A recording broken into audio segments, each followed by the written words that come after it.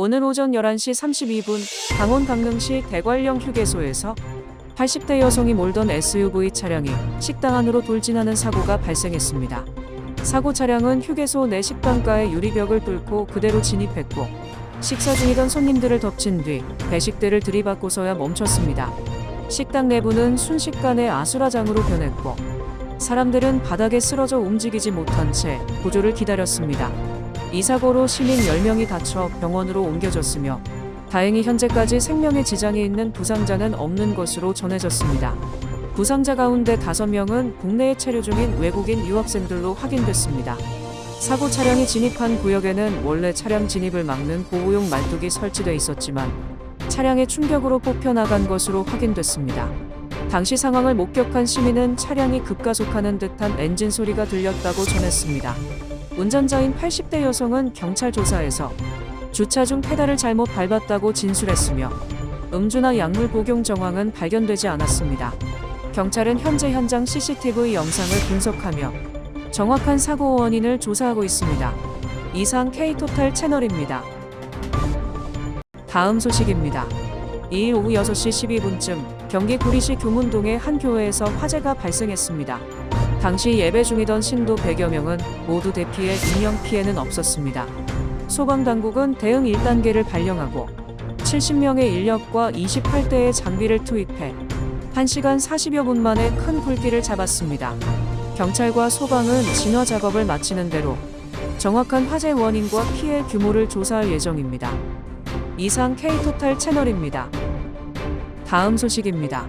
한 남성이 식당에 들어서 주변을 두리번거립니다. 사람이 없는 틈을 타 충전 중이던 휴대전화를 집어들고 그대로 사라집니다. 또 다른 식당에서는 손님인 척 앉아 있다가 주인이 자리를 비운 순간 휴대전화를 몰래 챙겨 몸에 숨긴 뒤 식당을 빠져나갑니다. 지난해 9월부터 올해 6월까지 전국을 돌며 식당과 옷가게 등에서 휴대전화를 훔쳐온 20대 남성이 경찰에 붙잡혔습니다. 범행 대상은 대부분 50대 이상 여성. 휴대전화에 잠금이 설정돼 있지 않은 점을 노리고 범행을 이어갔습니다. 피해자들의 메모장에 저장된 계좌번호와 비밀번호를 활용해 금거래소에서 금을 구매하는 방식으로 총 45명에게서 약 2억 7천만 원을 가로챘습니다.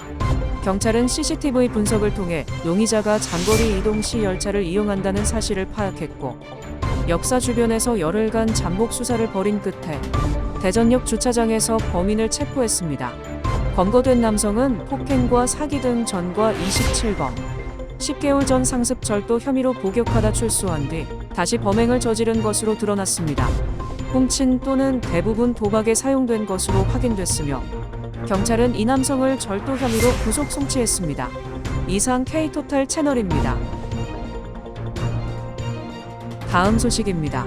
전국적으로 폭염이 본격화되면서 인명과 가축 피해가 잇따르고 있습니다.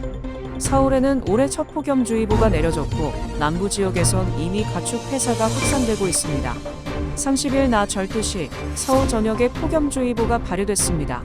체감온도 33도 이상의 더위가 이틀 이상 지속될 것으로 예보되자 서울시는 즉시 폭염 종합지원상황실을 가동했습니다. 상황실은 총괄반, 생활지원반, 의료방역반 등으로 구성돼 취약계층 보호와 피해 예방에 나서고 있습니다. 특히 혼자 거주하는 고령층과 거리 노숙인 등 돌봄이 필요한 시민들의 동선을 집중 관리하고 폭염 행동 요령을 전광판과 문자로 안내하고 있습니다. 한편 폭염이 일찍 시작된 전남 지역에서는 이미 농가 피해가 현실화되고 있습니다. 전남 나주의 한 오리 농장에서는 더위에 지친 오리들이 급수대에 몰리고 축사하는 연일 대형 선풍기와 안개 분무기가 쉴 새 없이 돌아갑니다.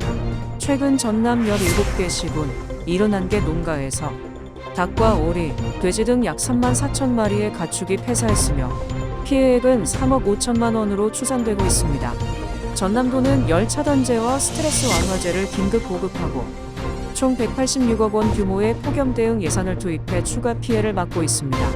지속되는 무더위 속에 전국 지자체의 폭염 대응이 한층 강화되고 있습니다. 사건 사고 소식이었습니다. 이상 K토탈 채널이었습니다.